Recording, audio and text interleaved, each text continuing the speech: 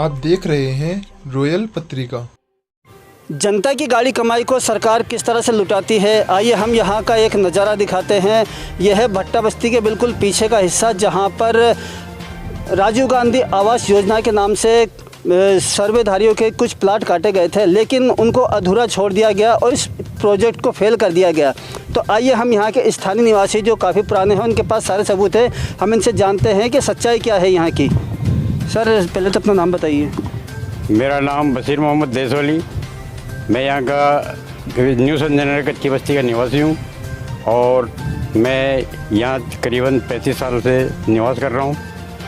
आज सन 1999 में हमारे सर्वे हुए थे, जिनके प्रमाण पत्र भी हमारे को दिए गए हैं, लेकिन जब भी मतलब चुनावी माहौल आए हैं उस टाइम पे जो यहाँ के नेतागण हैं और जो बड़े बड़े मतलब यहाँ के कार्यकर्ता हैं, उन्होंने भी हमसे ये आश्वासन दिया है कि आप हमको यानी जिताओ और हमको मतलब सरकार सत्ता में लाओ, हम आपको 50 गज देके यथास्थान स्थान मूलभूत सुविधा देकर आपको यहीं बसाएंगे। लेकिन आज हमारे को सन 1999 से आज तक सिवाय आश्वासन के अलावा कुछ नहीं दिया और हमारे साथ हमेशा छल कपट करते आए हैं और करते रहे हैं। और आज भी जो हमारे यहाँ के हवा महल क्षेत्र के जो मुख्य सचेतक श्रीमान महेश जी जोशी हैं, उन्होंने भी चुनावी वादा किया था कि भाई अब के मुझे जिताओ, अब मैं सरकार में आते ही पहला काम आपका ये करूँगा कि आपको 50 गज में यहाँ बसा के दूँगा। अगर 50 गज सरकार नहीं देती है तो मैं 40 गज के अंदर तो आपको बसा के ही दूँगा, चाहे मुझे कुछ भी करना पड़े। लेकिन आज 4.5 साल हो चुके, लेकिन आज मंत्री महोदय हमारे एरिया के अंदर एक दफ़ा भी आके नहीं देखा। जीतने के बाद में ये तक नहीं पूछा कि आप लोगों का क्या हाल चाल है, और न ही मतलब हमारे कोई ऐसा आश्वासन है कि मतलब आपको यहाँ बसाया दिया जाएगा या नहीं बसाया जाएगा। ये हमारे साथ इतना बड़ा अन्याय और हमारे साथ भेदभाव किया जाता है कि हमारे को किसी चीज़ से मतलब वो नहीं है कि ये जो प्लाट हैं, ये कितने प्लाट काटे गए हैं और इनके सर्वे कहाँ कहाँ किए गए हैं? ये 2212 का प्रोजेक्ट था, लेकिन ये आधे ही मतलब बने हैं, 1200 कुछ बने हैं। और इसके अंदर क्योंकि ये ऐसे प्लाट हैं जिसके अंदर एक फैमिली भी नहीं रह सकती है, न तो इसके अंदर सही मतलब आज जो ये बने हुए हैं ना इस तरीके के, तो इन लोगों के गटर हैं जिनके अंदर मतलब ये सोच जाते हैं, ऐसे भी मतलब ये मकान बने हुए नहीं है, इसलिए इस प्रोजेक्ट को फेल किया गया है। आप यहाँ मेरे पीछे देख रहे हैं कि ये सरकारी प्लॉट बने हुए हैं जो यहाँ के निवासियों को सर्वे करके अलाट किए गए हैं, लेकिन इसकी स्थिति क्या है आइए हम दिखाते हैं कि ये प्रोजेक्ट फेल क्यों हुआ है। अंदर आइए हम आपको दिखाते हैं। ये एक छोटा सा हॉल है और ये सामने रसोई है, ये जीना दिया गया है छोटा सा।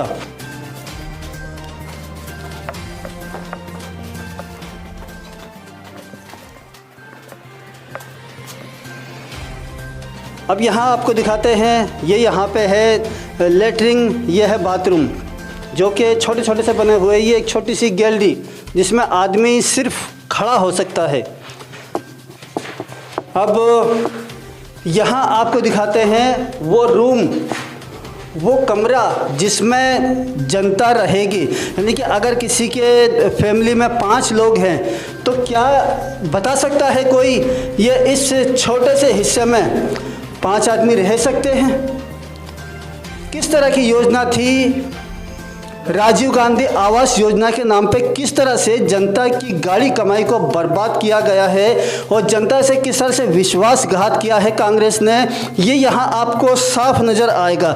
यहाँ टोटल ही जो पड़े हैं इस वक्त नशे वालों के लिए, यहाँ पे टोटल जो आसपास के क्षेत्र के लोग हैं नशा करते हैं, बीड़ी सिगरेट यहाँ तक के सुई इंजेक्शन तक जो उस इसमें जो होती है उस तक के यहाँ पे पड़े हैं।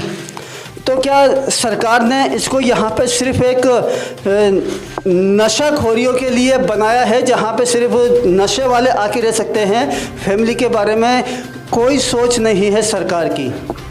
कच्ची बस्ती विकास महासंघ के अध्यक्ष भंवर जी से हम बात करते हैं और जानकारी लेते हैं कि इन्होंने अब तक कितना संघर्ष किया है गरीबों के विकास के लिए। सर, हमें बताएं कि आपकी जो संस्था है ये कब से काम कर रही है और किन किन क्षेत्रों में काम किया है, और ये जो राजीव गांधी आवास योजना है जो अटक गई है, बंद हो गई है, इसके बारे में बताएं क्या मैटर है ये। कच्ची बस्ती विकास महासंघ का गठन सन 1993 में हुआ। उसके बाद में हमने 1998 में वो सोमेंद्र जी शर्मा और प्रताप सिंह जी खासियावास को संरक्षक बनाया। उसके बाद में सोमेंद्र जी शर्मा ने 98 में मोहनलाल जी शर्मा के सामने धरना दिया। 2.5 महीने तक हमारा धरना चला और पूरे राजस्थान में कच्ची बस्तियों को संगठन करके और इसको तैयारी की थी। उसमें 1999 में कांग्रेस सरकार आई। कांग्रेस सरकार ने आते ही सर्वे करवाया। सर्वे के बावजूद इन्होंने ये कहा कि भाई जो भी कच्ची बस्तियाँ हैं उनको यथास्थान बसाया जाएगा या उनको जो भी हमारी तैयारी होगी हम बसाए जाएंगे।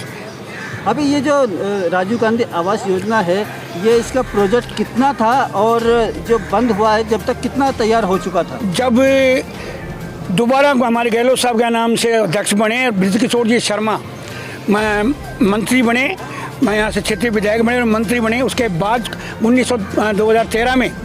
2013 में राज्य आवास योजना का गठन, राज्य आवास योजना का क्या नाम से तैयारी की गई और राज्य आवास योजना के फार्म भराए गए।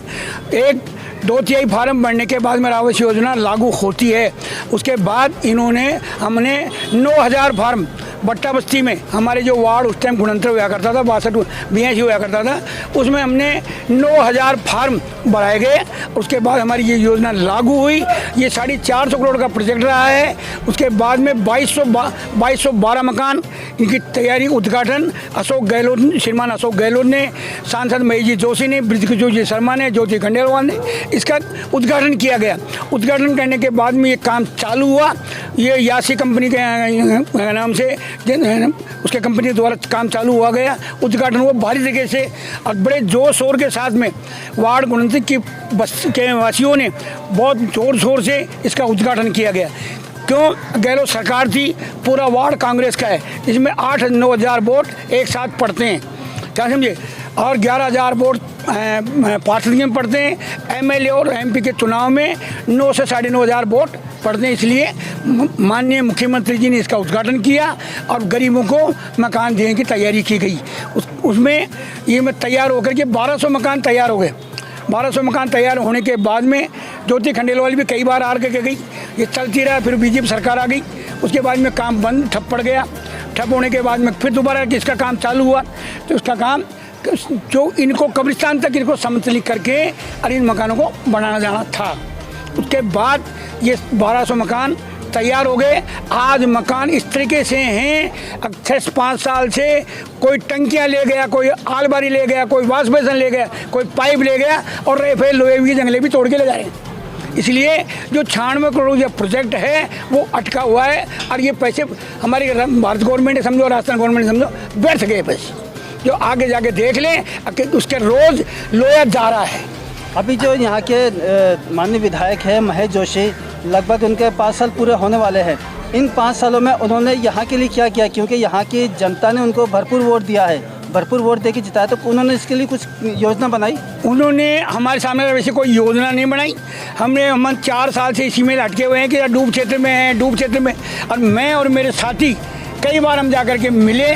उसके बाद में मैंने मेरे पार्षद को वार्ड 5 के पार्षद को वहीद बाबू को हमने चिट्ठी लिखी। उन्होंने चिट्ठी मंत्री जी महेश जी को लिखी, महेश जी ने धारीवाल जी को लिखी, धारीवाल जी ने जेडीए को लिखी, जेडीए ने नगर निगम को लिखी और नगर निगम में हवाल महल जोन में आते हुए वो चिट्ठी फ्लॉप हो गई और उसमें कहा गया कि कोई डूब क्षेत्र में नहीं।